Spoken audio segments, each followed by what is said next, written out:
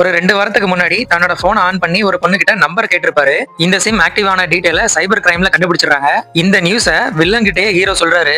Next time அந்த கொலகாரன் phone on பண்ணா நம்ம கிட்ட மாட்டிப்பான்னு சொல்றாரு. இவரு உஷாராயிட்டு அந்த போனையே உடைச்சு போட்டுறாரு. ரீசெண்டா காணாம போன 2 பொண்ணுங்களோட பாடி தமிழ்நாட்டிலயும் கேரளாலையும் கிடைச்சிருக்கு. 2 பேருக்குமே சைனைட கொடுத்து தான் கொலகாரன் கொண்டு இருக்கிறான்.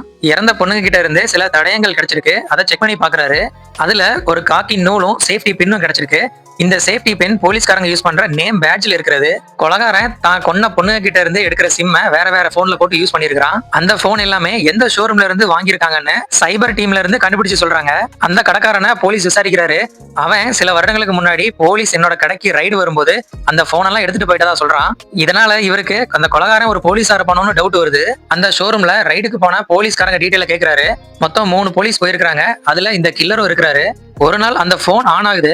அந்த போனோட லொகேஷனை ட்ராக் பண்ணி போலீஸ் ஒரு வீட்டுக்கு வந்துடுறாங்க. அந்த நம்பருக்கு அகைன் கால் பண்ணி பாக்குறாரு. இந்த பெட்டுக்கு அடியில இருந்து அந்த போன் கிடைக்குது.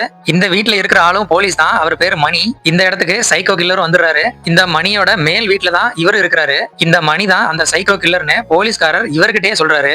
உடனடியா அந்த மணியை பிடிக்கணும்னு சொல்லி கிளம்புறாங்க. ஆக்சுவலா இந்த போனை மணி வீட்டுல வச்சதே நம்ம வில்லன் தான். இந்த கொலையெல்லாம் பண்ணது அவன் தான் அப்படிங்கிற மாதிரி கிரியேட் பண்ணிட்டு அவனை இவர் கொலையும் பண்ணிடுறாரு. இப்ப இவர் சேஃப் ஆயிட்டாரு.